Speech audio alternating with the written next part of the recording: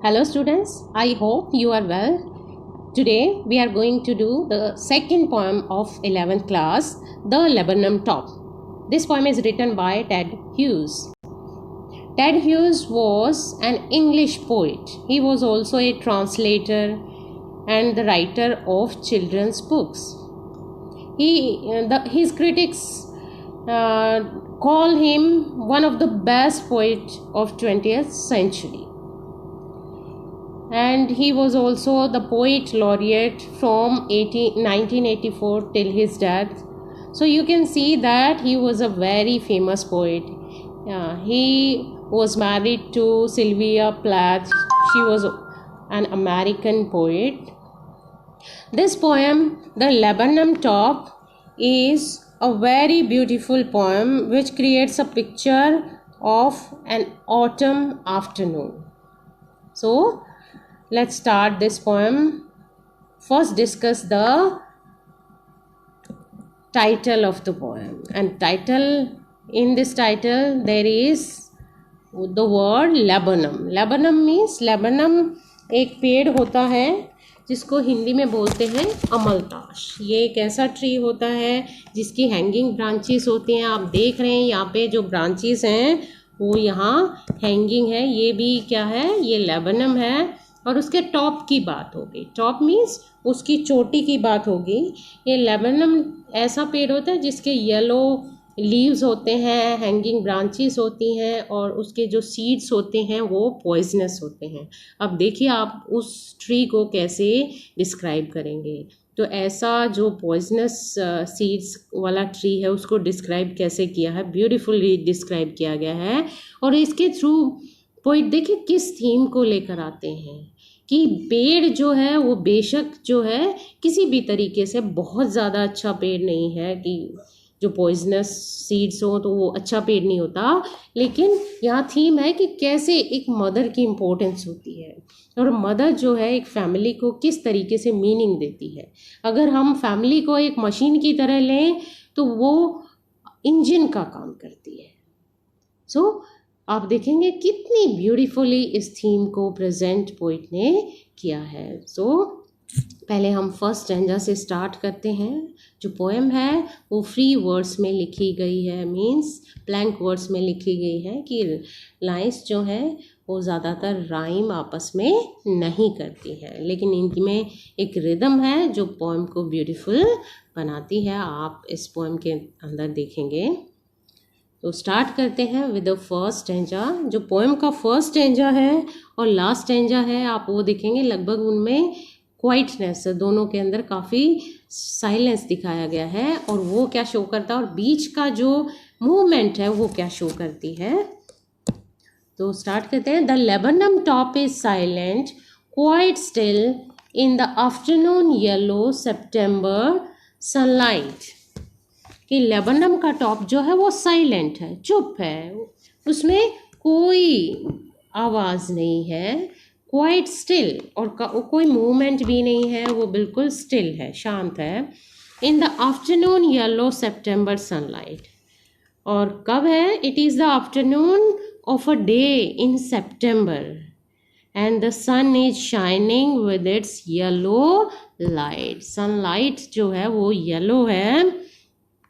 The tree is all silent and still. A few leaves yellowing. It means a few of the leaves of the laburnum tree are turning yellow. They are becoming yellow. All its seeds fallen. All its poisonous seeds had fallen to the ground. तो आप क्या देख रहे हैं कि उसके जो seeds हैं वो झड़ चुके हैं, उसके पत्ते पीले पड़ रहे हैं और सितंबर की सनलाइट है वो येलो है. तो आप देखेंगे कितना प्रोमिनेंस है येलो कलर का इसके अंदर ये दिखाया गया है. It shows the time is also September, means it is autumn season, उसको डिस्क्राइब किया गया. तो यहाँ ऑटम को डिस्क्राइब करने का मतलब भी क्या है, साइलेंस को डिस्क्राइब करने का मतलब है कि कोई भी चीज़ जो है बहुत ज़्यादा होपफुल नहीं लग रही है, सारी चीज़ सैडनेस को शो कर रही हैं. तो किसी भी तरह से कोई भी एनकरेजमेंट नहीं दिख रहा है, कोई भी नई बात या उत्साह की बात जो है वो दिखाई नहीं दे रही। तो बिल्कुल साइलेंस है, चुप्पी है, किसी भी तरह की कोई मूवमेंट नहीं है। Now let's move on to the second stanza. Then in this stanza we will see कि क्या चेंज आता है और क्यों चेंज आता है, किस वजह से चेंज आता है। Till the goldfinch comes with a twitching chirp, a suddenness, a startlement at a branch end. होता क्या है कि ये जो साइलेंस है, ये जो स्टिलनेस है, ये तभी तक होती है जब तक गोल्डफिंच आता है। गोल्डफिंच एक बर्ड है, वो कैसा बर्ड है, एक छोटी सी स्पैरो टाइप बर्ड होता है जिसके जो विंग्स होते हैं वो भी क्या होते हैं, येलो कलर के होते हैं और ब्राइट कलर का ये बर्ड होता है। तो ये सारा तब तक होता है जब तक कि गोल्डफिंच आता है, मीन्स ये साइलेंस तभी तक रहता है। और जैसे ही वो गोल्डफिंच आती है, एक्चुअली शी इज़ फीमेल, तो वो आती है विद ए ट्विचिंग चर्प, वो चर्प करती हुई आती है। ट्विचिंग चर्प का मतलब है कि वो एकदम से झटके से आवाज़ करती हुई आती है। A suddenness, a startlement at a branch and, और क्या हो जाता है, एक सडननेस, अचानक ही, स्टार्टलमेंट, एकदम से सनसनी सी हो जाती है, मीन्स वहाँ पर एक हलचल हो जाती है at a branch and, branch के एंड पर। देखिए बिल्कुल शांत है और एकदम से जब वो आती है तो एक ब्रांच का एंड था, ब्रांच होता है उसकी जो टहनियाँ होती हैं पेड़ की, उसके एंड पर हलचल हो जाती है।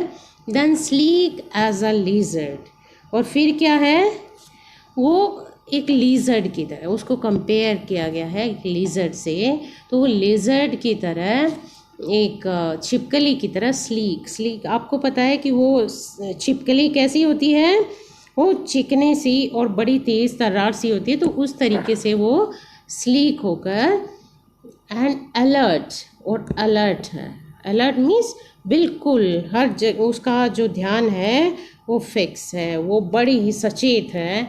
एंड एब्रप्ट, और एब्रप्ट आ जाती है, अचानक से, तुरंत ही, फुर्ती से आती है। जैसे लिजर्ड आपने देखा है कि वो भी इसी तरीके से, ये कंपैरिजन किया है। शी एंटर्स द थिकनेस, और क्या होता है, वो थिकनेस में एंटर कर जाती है। एंड अ मशीन स्टार्ट्स, और फिर क्या हो जाती है, एक मशीन सी चालू हो जाती है। देखिए यहाँ पर क्या है, यहाँ पर फिगर ऑफ स्पीच है, मेटाफर यूज़ किया है। मशीन कोई चालू नहीं होती है, लेकिन फिर भी क्या कहा है, मशीन शुरू हो जाती है जैसे ही वो थिकनेस में एंटर करती है। थिकनेस का मतलब होता है कि जैसे ही वो घने जो लीव्स थे उनके अंदर वो जाती है। लीव्स जो हैं वो जहाँ पर आप देखेंगे कि जो ब्रांच एंड था वहाँ पर इतने ज़्यादा थिक लीव्स नहीं होंगे, लेकिन जैसे ही वो पेड़ में अंदर तक जाती है तो वहाँ लीव्स थिक होंगे, तो वहाँ वो चली जाती है।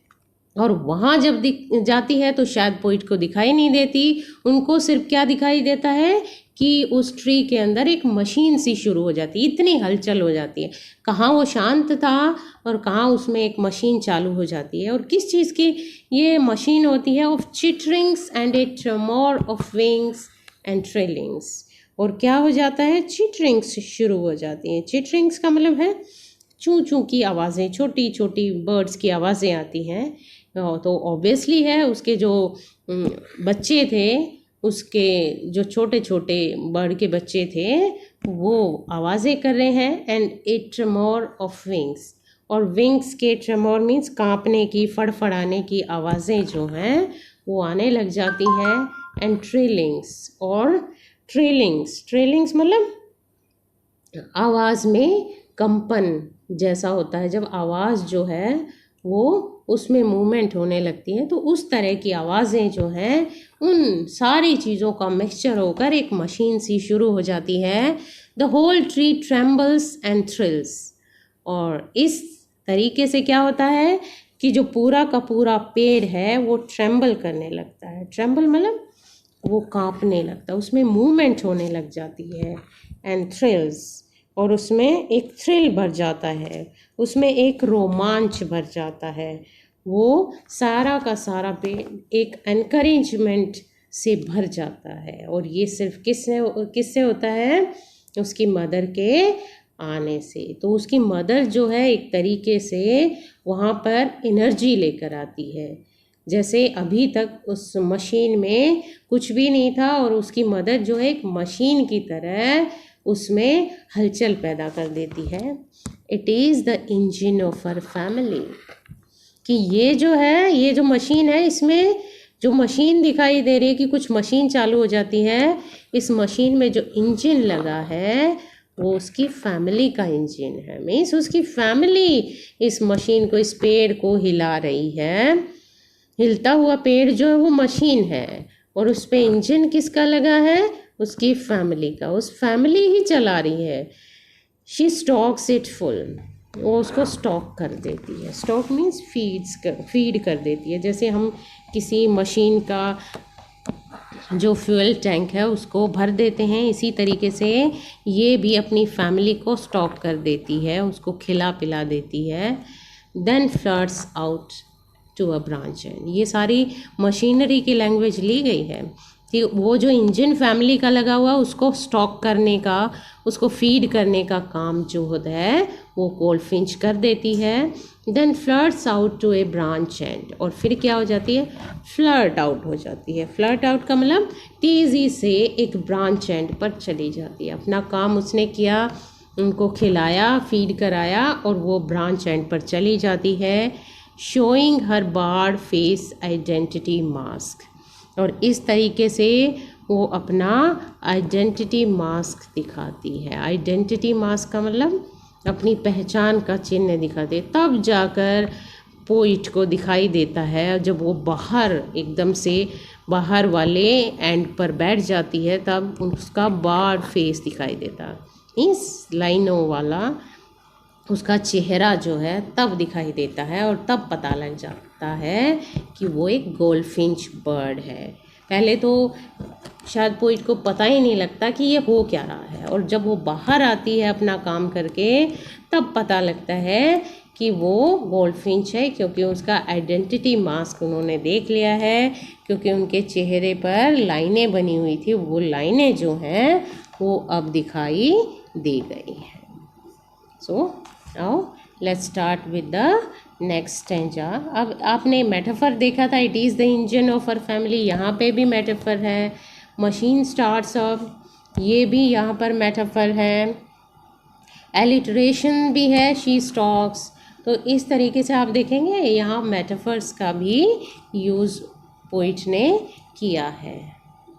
Now we will move to the next stanza, or you can say the last stanza. Then with eerie delicate whistle chirp whisperings she launches away towards the infinite. वो infinite की तरफ चले। Then with eerie delicate whistle, फिर क्या होता है? eerie delicate whistle के साथ। ईरी डेलिकेट का मतलब होता है कि डरी हुई सी, उदास सी। डेलिकेट मीन्स सॉफ्ट सी। विसल चिप, विसल मीन्स जब सीटी जैसी आवाज़ आती है, अलग सी तरह की आवाज़ आती है, तो उस तरह की चिर्प करती हुई, विस्परिंग्स के साथ और फुसफुसाते हुए। मीन्स वो अजीब सी आवाज़ें निकालती है कि सीटी जैसी आवाज़ निकालती है। और ईरी डेलिकेट, ईरी का मतलब होता है थोड़ी सी उदास सी। शायद वो अपने बच्चों को वो देख के उदास है, और वियर्ड सी होती है, स्ट्रेंज सी जो आवाज़ है वो निकालती है। इस तरह की आवाज़ निकालते हुए और विस्परिंग्स और थोड़ा सा फुसफुसाते हुए शी लॉन्चेस अवे। हो सकता है कि वो अपने बच्चों से फिर दूर जा रही है या उनको कोई मैसेज देकर जा रही है। तो ऐसा करके शी लॉन्चेस अवे, वो लॉन्च अवे। देखिए वो लॉन्च वो नहीं हो सकती, यहाँ पे है वो उड़ जाती है। She flies away. लॉन्च होता है किसी भी चीज़ को, किसी भी फ्लाइट को या किसी भी तरह का जो रॉकेट वगैरह होता है उस वो लॉन्च किया जाता है, तो यहाँ उस वर्ड को लिया है उसकी फ़्लाइट के लिए, कि वो अपनी फ़्लाइट लेती है, एकदम से उड़ना स्टार्ट कर देती है टूवर्ड्स द इनफाइनाइट। और कहाँ? इनफाइनाइट की तरफ। इनफाइनाइट किसको कहा? Infinite sky. इनफाइनाइट स्काई की तरफ, आसमान की तरफ उड़कर चली जाती है। And the laburnum subsides to empty. और फिर क्या हो जाता है? लेबनम फिर से सबसाइड्स मीन्स धीरे धीरे करके एम्प्टी हो जाता है, खाली हो जाता है, स्टिल हो जाता है और बिल्कुल क्वाइट हो जाता है। तो इस तरीके से देखेंगे, आपने स्टार्टिंग में भी देखा और लास्ट में ही देखा, दोनों ही केसेस में आपने क्या देखा है कि दोनों ही केसेस में लेबनम में जो है वो शांत हो गया है, चुप हो गया है, उसमें एक तरह की स्टिलनेस आ गई है।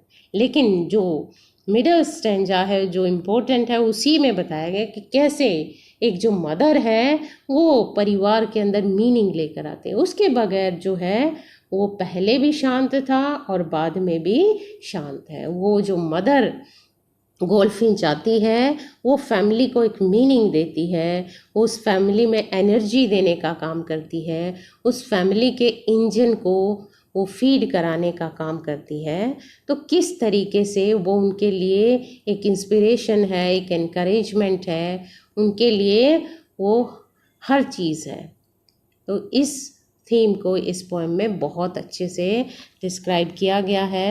अब देखिए उसमें शी लॉन्चेस अवे, यहाँ पर्सोनिफिकेशन भी है कि बर्ड को इस तरीके से पर्सोनिफाई किया गया है। सो आप देखेंगे कि पोएम जो है बहुत ही सुंदर पोइटिक डिवाइसेस से भरी हुई है और बहुत ही ज़्यादा रिदमिक पोएम है।